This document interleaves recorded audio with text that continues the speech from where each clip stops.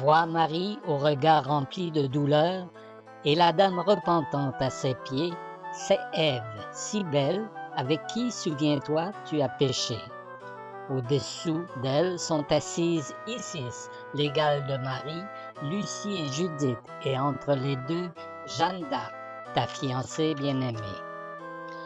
Sur le siège plus bas, vois Rebecca, la reine de Saba, et Véronique, celle qui porte encore sur son sein l'empreinte du visage extasié de son divin amant.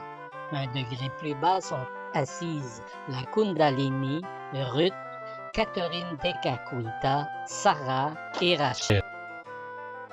Et encore un degré plus bas, vois les muses, les sirènes et la reine Guéneviève, ainsi que la charitable Marie-Madeleine, la dame aux camélias, la déesse Artémis aux multiples mamelles, Kumari, la Vierge magnifique et maternelle, la reine Hatshepsut, Lakshmi et Pandore.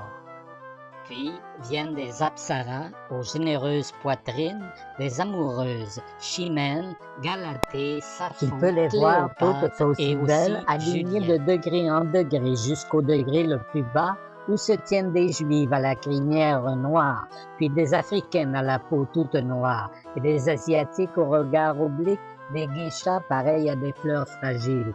Et combien d'autres courtisanes qui ont su soulager la fureur du mal, Puis, et aussi tout celles autour de dont ce tu as bel su reconnaître la aréopage, vertu et déflorer à ton assis à maître. même le sol et regardant vers eux, des mâles pleins de convoitises, disposés en rond, dont des pères de toutes les églises et des animistes convaincus, des apostats repentis et des prophètes comme Jésus et Mahomet, ainsi que Don Quichotte, Dali, Saint-Félicien et d'autres saints hommes, puis les disciples du Christ et du Bouddha, ceux qui s'en remettent à Dieu, à Allah, à Yahvé ou à Siva. Ils Puis, sont tous Cupidon, ainsi Himéros, ordonnés Orphée et et Roméo, disposés des sous le satyres, trône Adonis, selon des lois éternelles Pygmalion, qui tiennent et j'en compte des passe. faveurs rendues au roi ou qui répondent à la grâce dispensée par le roi dans un ordre et sous une autorité sociale bien établie, de sorte qu'il n'y ait quiconque qui ait le libre arbitre de changer de degré, de penser ou d'agir à son compte ou à sa façon.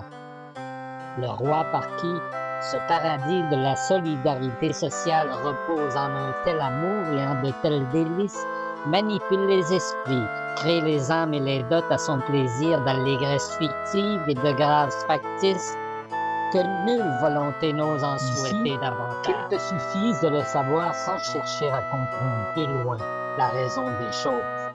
Mais voici que tu doutes et que tu te tais.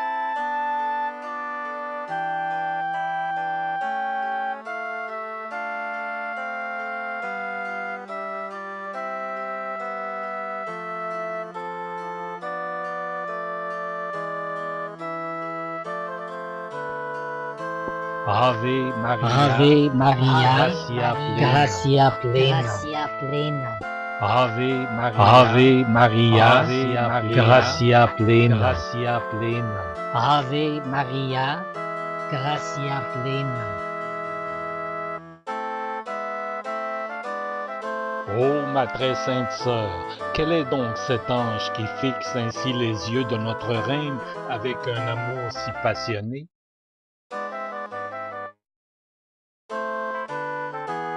Celui que tu vois ainsi avec toute la grâce d'un ange ou d'une âme s'appelle l'archange Gabriel, et c'est l'amant de Marie qui lui donna la palme sur terre pendant que le Fils de Dieu était occupé à porter le poids de ta propre chair. Mais ton extase fait fuir le temps.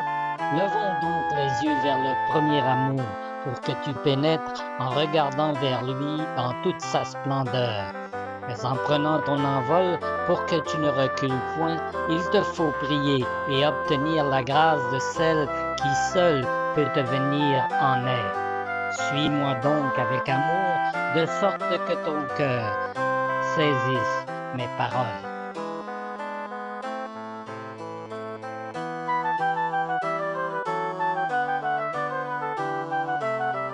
Viens Vierge Marie, fille de ton Fils, aimant tes 6 ans que toute créature, prédestinée par un décret du ciel, tu es celle qui attend l'amour que le Créateur n'a pas daigné devenir ta créature. Dans ton sein s'est allumé l'amour, la chaleur, afin germer cette fleur dans la joie éternelle. Tu es ici pour nous un flambeau éblouissant de chasteté, et sur terre, parmi les mortels, tu es une source vive de désir charnel.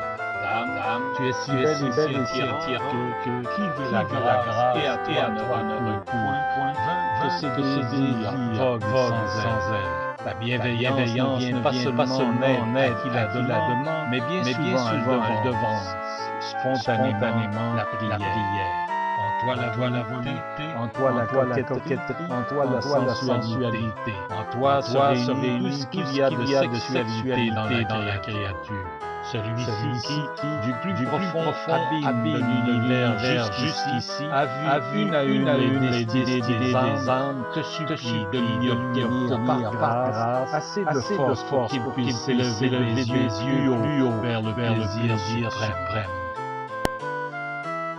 Et moi, qui n'ai jamais plus ardemment brûlé d'aimer, je te confie mes désirs, et je prie qu'il soit suffisant pour que tu dissipes par tes dons tous les nuages de mon humanité, si bien que la joie éternelle se révèle à moi. Et je te dis encore, Reine, qui peut ce que tu veux, de conserver pur mes désirs après une telle incursion. Que ta protection triomphe des passions humaines, vois-je, et tant de bienheureux qui joignent les mains pour supporter mes désirs.